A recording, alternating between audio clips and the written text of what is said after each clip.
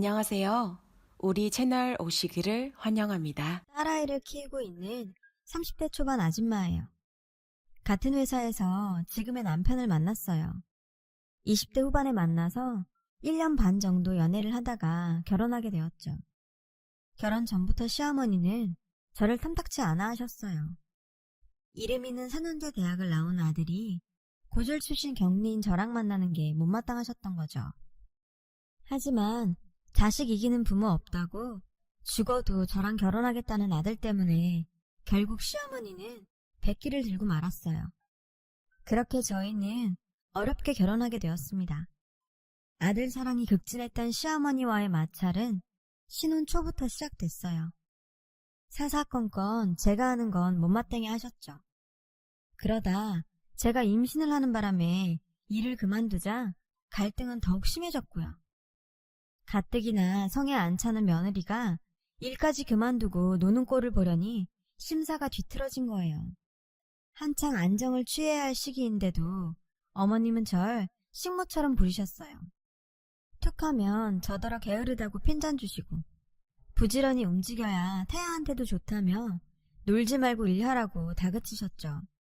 매일같이 청소기 돌리는 건 물론이고 손걸레질에 구석구석 쌓인 먼지털이 청소까지 매일이 대청소날 같았어요. 심지어 거실 마룻바닥이 광이 나도록 마루 광택제까지 뿌려가며 마루 관리까지 시키셨어요. 한 번은 시어머니의 황당한 요구에 참다 못해 용기 내서 한마디 한 적도 있었어요. 어머니, 매일마다 그런 식으로 청소를 하라시는 건 임산부한테 너무 가혹한 거 아닌가요?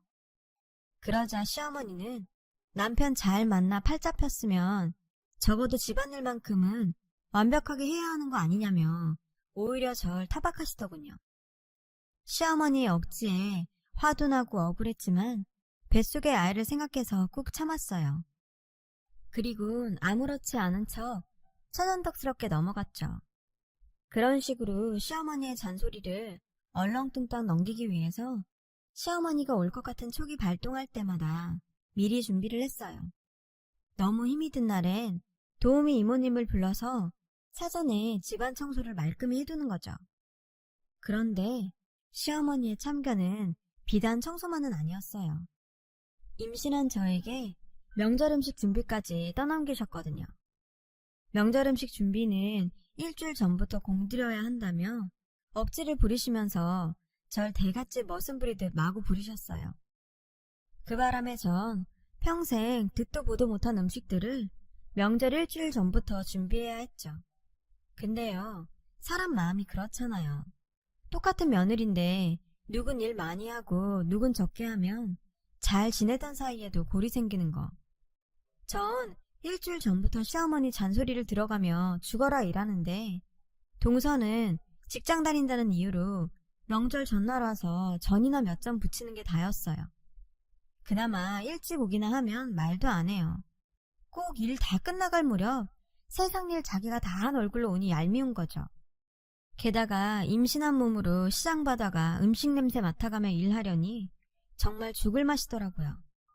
그러니 혼자 편의를 받는 동서가 미워 보이는 건 당연한 거 아닌가요? 따지고 보면 이게 다 며느리 부려 유난 떠는 시어머니 탓인데 말이에요. 그래도 어떡해요. 이 집에선 시어머니가 성전인데 까라면 까야죠. 그렇게 일을 시키면서도 툭하면 임신했을 때 움직여야 순산한다는 말은 또 얼마나 하시는지 아주 귀에 딱지가 앉을 지경이라니까요. 그놈의 잔소리만 안 들어도 일할 맛 나겠구만. 얼마 전에도 저한테 한 소리 하시는데요. 어찌나 기가 차던지 말문이 막힐 정도였다니까요. 그래서 참다 못해 한마디 했죠. 어머니, 아무리 임산부한테 적절한 활동이 좋다고 해도 그렇죠. 굳이 명절 음식 준비를 일주일 전부터 할 필요는 없잖아요. 그러자 시어머니는 며느리가 돼가지고 버르장머리 없이 시애미한테 기어오른다면서 야단을 치시는 거예요. 시어머니의 막말에 화가 났지만 전 이번에도 뱃속의 아이를 생각해서 감정을 다스려야 했어요. 그렇게 10달이 지난 날 저는 드디어 출산을 했어요. 딸이었죠. 그런데 딸애가 태어난 지 얼마 되지 않아 저에게 가슴 아픈 일이 생기고 말았어요. 친정엄마가 중증 폐질환 진단을 받으신 거예요. 엄마는 면역이 약해진 상태로 폐가 많이 망가져서 호흡이 급속도로 약해지셨죠. 평소에도 호흡기 쪽이 약했는데 그동안 잔병 치레가 많아 잠깐 방심한 사이 결국 중증으로 발전된 거였죠. 엄마는 호흡곤란 때문에 일상생활까지 지장이 많았어요. 그래서 장기간 입원을 해야 했죠. 전 산후조리를 하는 둥 마는 둥 하곤 엄마를 살피러 자주 병원에 드나들었어요. 출산 후에 아직 몸 상태도 온전치 않은데 육아와 병간호까지 겸하다 보니 제 몸은 말이 아니었죠. 결국 얼마 안 가 힘에 부쳐서 육아엔 소홀해지고 말았어요. 내 배에서 낳은 자식인데 저라고 그러고 싶었겠어요. 그래도 어떡해요. 딸아이는 그나마 남편이 봐줄 수 있고 정 안 되면 시어머니한테 부탁을 할 수도 있지만 친정엄마는 저뿐인데요. 결국 전 엄마를 택한 셈이었죠. 그러다 보니 아픈 엄마를 돌보느라 제 딸과 남편한테는 제대로 신경 쓰지 못했고 그래서 늘 미안한 마음뿐이었어요. 다행히도 남편은 그런 제 처지를 이해해 주었고 그 덕분에 전 한결 편한 마음으로 병수발을 들 수 있었죠. 남편은 오히려 병원에 자주 못 찾아뵈서 죄송하다며 저에게 자기 대신 잘 케어해드리라고 당부까지 하더라고요. 남편 말이 고마우면서도 한편으로 미안했죠. 회사 일도 힘들 텐데 딸아이 육아의 일부분을 남편한테 맡기게 됐으니까요. 그래서 얼마 뒤부터는 제가 엄마 간호를 하느라 집을 비우는 시간에는 베이비시터를 불러 아이를 맡기곤 했어요. 제가 집에 있는 동안에는 평소에 못한 만큼 최선을 다해 육아에 힘썼고요. 하지만 이런 노력도 시어머니한테는 소용없었어요. 시어머니는 제 사정을 다 아시면서도 여전히 잔소리를 해대셨거든요. 안 그래도 친정엄마가 아프셔서 걱정이 태산인데 말이에요. 처음부터 절 탐탁치 않게 여겼는데 친정엄마 챙기느라 육아와 가사일에 소홀하니 이때다 싶으셨던 거죠. 저만 봤다 하면 불만을 쏟아내시는데 정말 해도 해도 너무하더라고요. 어떻게 된 게 잔소리가 전보다 더 심한 거예요. 그러던 어느 날이었어요. 시어머니께서 예고도 없이 저희 집에 찾아오셨더라고요. 그리곤 어지러진 집안 살림을 보시곤 역시 또 한 소리를 하셨죠. 설거지는 쌓아놓지 말고 그때그때 해야지. 이런 것도 말을 해줘야 하니? 세상에, 여기 늘어놓은 장난감들은 다 뭐니? 어쩜 집안꼴이 이게 다 뭐냐? 그러고도 내가 가정주부냐? 안 그래도 가뜩이나 힘든 판에 시어머니까지 오셔서 잔소리를 해대니 정말 폭발 일보 직전이었어요. 전 한다고 하는데도 꾸지람까지 듣고 보니 너무 억울하고 서러워서 그대로 펑펑 울고 말았죠. 그런데요, 제가 그렇게 우는데도 저희 시어머니는 눈 한 번 깜빡 안 거 있죠. 제가 울고 있는 와중에도 끝까지 집안일 밀리지 말고 제때 하라고 자신이 할 말 다 하시더라고요. 그래놓고 딸아이가 오니까 손녀딸 놀란다고 저보고 뚝 그치라고 화까지 내시는 거예요. 솔직히 당신 딸이면 그렇게까지 했을까요? 시자 들어가면 그 순간부터 남보다 못하다더니 그 말이 딱 맞더라고요. 정말 화가 났지만 딸애가 놀랄까봐 전 울음을 그쳤어요. 근데요, 솔직히 이게 말이 되나요?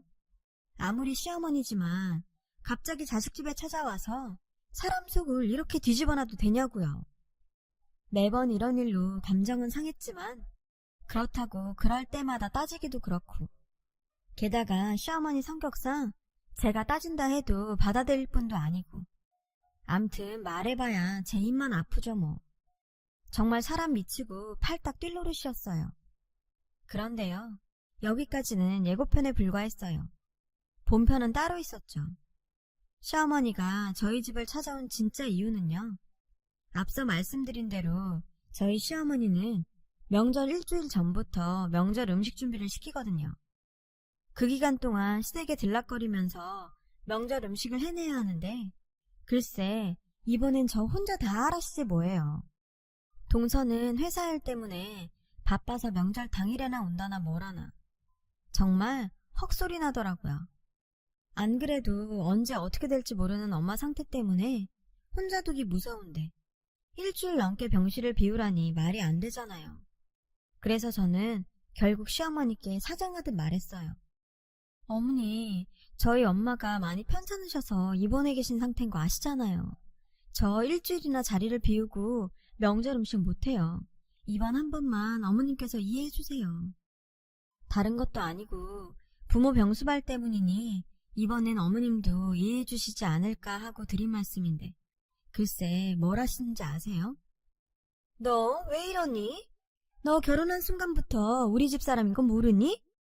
친정엄마 아프다고 우리 조상님들 밥 굶길 작정이야. 네가 정신이 있는 애니 없는 애니? 글쎄 이러시지 뭐예요. 그럼 이 집 귀신들 밥 먹이자고 우리 엄만 죽든 말든 내버려 두라는 건가요? 기가 막혀서 멍하게 쳐다보고 있는데 어머니께서 그러시더라고요. 아픈 사람은 아픈 사람이고 네 남편이랑 애는 챙겨야 할 거 아니야. 넌 언제까지 네 엄마 병수발 만들 셈이니? 아주 작정한데 따져 물으시더군요. 그러면서 시집 왔으면 시집 가풍을 따라야 한다시며 예정대로 일주일 전부터 음식 준비를 하는지 안 하는지 두 눈 똑똑히 뜨고 지켜보시겠다고 엄포를 놓고 가셨어요. 그날 밤 저는 남편한테 이 사실을 털어놓았죠. 그랬더니 얘기를 다 들은 남편은 자기가 시어머니를 잘 달래놓겠다고 하더군요. 그런데 문제는 시어머니만이 아니었어요. 이 일로 서방님과 동서도 저한테 감정의 골이 생겨버렸거든요. 제가 명절 때 시댁에 안 올 걸 대비해서 동서한테 연락을 하신 모양이에요. 꽁 대신 닭이라고 큰며느리가 못 오면 둘째라도 와서 일하란 얘기였죠. 결국 동서한테 전화가 왔더라고요. 동서는 짜증을 부리며 형님, 그 많은 음식들을 어떻게 어머니 혼자서 준비를 다 해요. 어머님 한다면 하는 분인 거 아시잖아요. 요게 아주 잔머리를 굴리더군요. 시어머니 핑계를 대고 절 몰아세우는 거 있죠. 아니, 내가 안 가면 지가 해야지. 왜 시어머니 타령이래요? 속이 빤히 들여다 보이는데도 끝까지 시어머니 핑계를 대더라고요. 어머님 연세도 있으신데 혼자 수십 가지나 되는 음식을 어떻게 혼자 다 만드시냐고요. 그러자 옆에서 통화 내용을 듣고 있던 서방님이 저 들으라고 소리쳤어요. 안사돈께서 편찮으시다지만 명절 준비만큼은 형수님이 하셔야 맞죠. 동서와 서방님의 되도 않는 말에 짜증이 났지만 여기서 제가 한 소리 했다가 명절 앞두고 집안에 분란을 일으킬 것 같아 전 일단 마음을 진정시켰어요. 그리고 생각해볼 시간을 달라고 했죠. 자긴 일 핑계대고 요리조리 빠지면서 저더러 친정엄마 병수발도 말고 그 많은 명절 음식을 혼자 다 하라니 정말 어이가 없었어요. 이 상황을 알게 된 남편은 제 편을 들며 동생하고 재수씨한텐 자기가 대신 잘 얘기해보겠다고 하더군요. 이번 일로 남편도 중간에서 입장 곤란할 텐데 그렇게까지 말해주니 저도 좀 미안하긴 하더라고요. 그래서 이런 일로 형제간에 갈라놓느니 내 몸 고달프고 말지 싶어 그러지 말라고 했어요. 결국 제가 한 발 물러섰죠. 할 수 없이 엄마한텐 간병인을 붙여두고 전 명절 일주일 전부터 시댁을 오가며 음식 준비를 했어요. 그렇게 해서 그해 명절은 맏며느리표 음식으로 상다리가 부러지게 한 상 가득 차려냈답니다. 시어머니는 음식들을 보시곤 그제야 흡족해 하시더군요. 근데요, 알고 보니 평소에 저한테 그렇게 완벽을 요구하시는 시어머니가 정작 본인은 지금껏 명절 음식을 대충 차려오셨더라고요. 그래놓고는 가풍이 어쩌니 해가며 며느리만 잡아오신 거죠. 상을 다 차린 전 아무래도 엄마가 걱정이 돼서 내 할 도리는 했으니 병원에 가보겠다 말씀드리려고 했어요. 그런데 입도 떼기 전에 어머님께서 선수를 치시는 거예요. 둘째는 일하다 오느라 피곤할 테니 상 물리거든 네가 설거지까지는 하고 가거라. 아, 진짜 정말 해도 해도 너무한 거 아닌가요? 아니, 그만큼 했으면 됐지. 설거지까지 나보고 하라니. 게다가 둘째 며느리는 뒀다가 국 끓여 먹는데요. 명절날 어른 다 있는데 큰소리 내는 건 우리 엄마 욕먹이는 것 같아 참으며 부엌으로 돌아왔어요. 설거지통에 손을 넣었는데 서러워서 눈물이 뚝뚝 떨어지더라고요. 그때였어요. 휴대폰이 요란하게 울렸죠. 병원이었어요. 저는 불안한 마음에 물 묻은 손으로 전화를 받았어요. 간병인 말이 오늘이 고비라 엄마 상태가 안 좋으니 빨리 오라더군요. 순간 다리가 후들거리고 정신이 몽롱해졌어요. 일단 전화를 끊고 방으로 들어가 시어머니께 상황을 설명했죠. 엄마가 위독한 상태라 당장 가봐야 하겠다고요. 그런데 시어머니 반응이 냉랭한 거예요.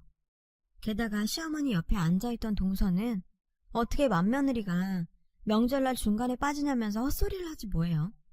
그러자 시어머니께서 그러시는 거예요. 너 하나 때문에 명절 분위기 망쳐야겠니? 어쩜 하나부터 10까지 내 멋대로니? 마치 못할 짓한 종년 몰아세우는 안방마님처럼 눈 내리깔고 그러시는데 정말 똥바가지라도 퍼붓고 싶은 심정이었어요. 그래서 전 더 이상 이런 인간들과 시간 낭비할 필요 없을 것 같아 그대로 나와버렸어요. 그러자 동서가 절 따라 나와 붙잡더라고요. 시어머니는 뒤에서 한숨을 푹푹 쉬며 혀를 끌끌 차고 있었고요. 전 동서 팔을 있는 힘껏 뿌리치고 그대로 달렸어요. 다행히 병원에 도착해보니 엄마는 무사히 항구비를 넘기셨더라고요. 저는 놀란 가슴을 부여잡고서 일단 엄마 얼굴부터 살폈죠. 엄마는 급하게 오느라 앞치마 차림으로 온 절 보시곤 웃으시더라고요.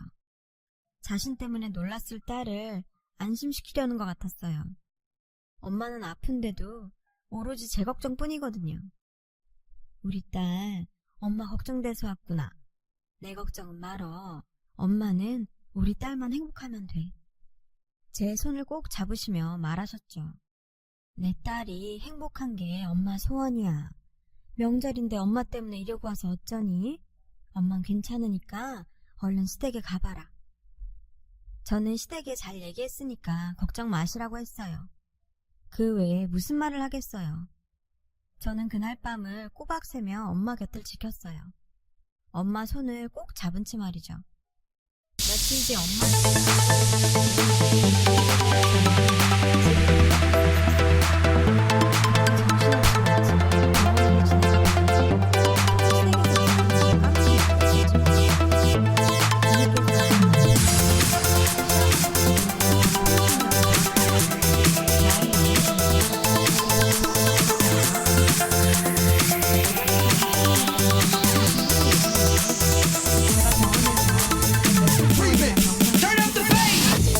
더 이상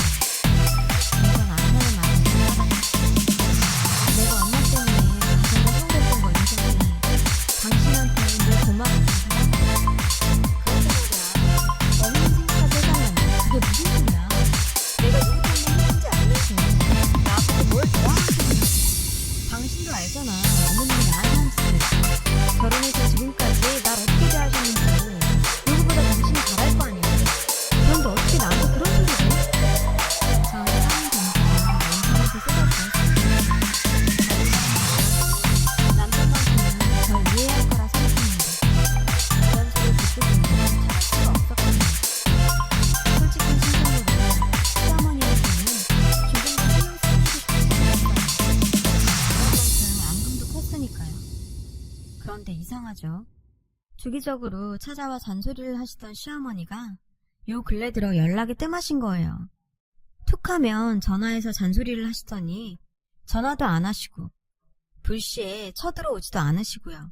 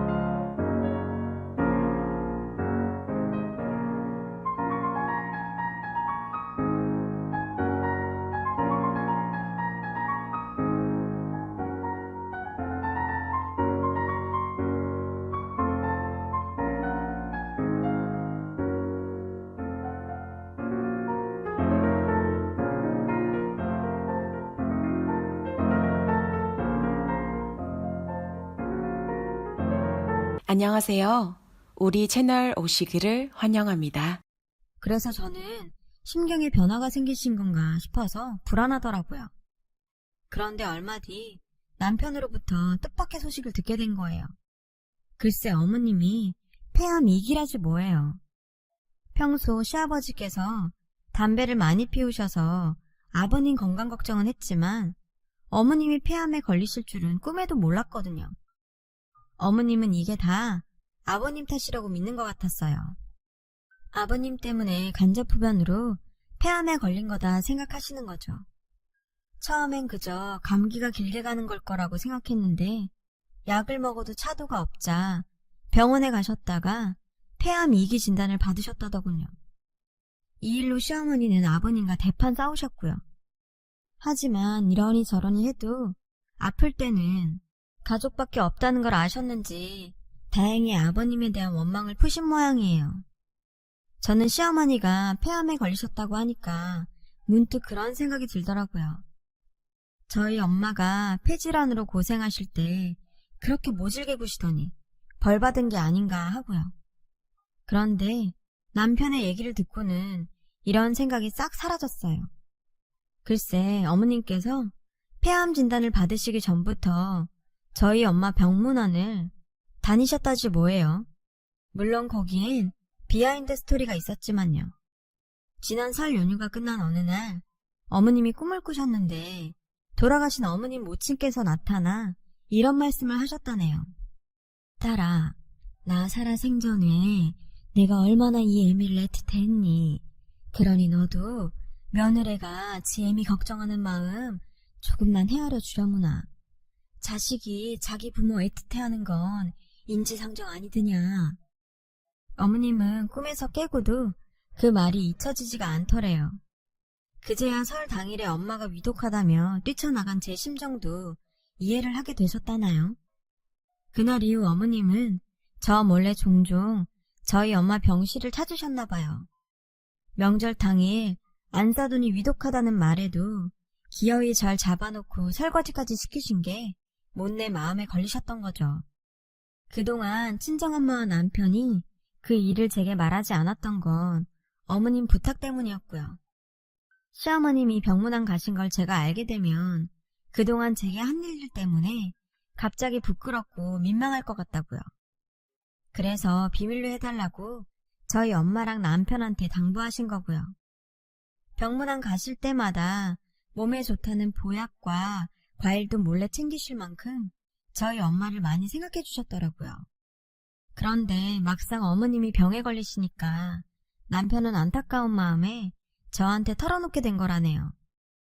남편이 시어머니도 좀 생각해 달라고 했던 건 바로 이런 이유였던 거죠. 솔직히 꿈에도 몰랐어요. 어머님은 늘 절 못마땅해 하신다고만 생각해 왔었거든요. 고졸 며느리라고 시집살이 시키는 게 밉고 고깝기만 했었고요. 마음에 난 상처는 사람의 마음으로 고친다더니 그 말이 맞나 봐요. 어머님의 진심을 알고부터 그간 마음에 쌓였던 앙금이 눈놓듯 사라져버렸거든요. 그제야 비로소 어머님이 새롭게 보이기 시작하더라고요. 전 조금 늦은 감은 있지만 어머님께 전화드렸어요. 어머님께 신경 못 써드려서 죄송하다고 말이죠. 그랬더니 어머님께선 오히려 자신이 미안하다고 하시더군요. 어른이 돼선 부끄러운 모습을 보였다고요. 그러면서 당신이 아직 죽은 거 아니니 너무들 걱정 말고 가정이나 잘 꾸리고 살라고. 그게 어머니 바람이라고 하시더라고요. 처음이었어요. 어머님과 이런 대화를 나눈 건. 그날 이후 전 시댁에 자주 드나들며 어머님 몸 상태를 살폈어요. 그리고 몇 달 뒤 천만다행으로 어머님은 약물 치료 덕에 차도를 보이기 시작하셨고 식이요법과 꾸준한 운동으로 무사히 완쾌할 수 있었어요. 하지만 어머님과 달리 친정엄마는 전보다 폐 상태가 악화되었죠.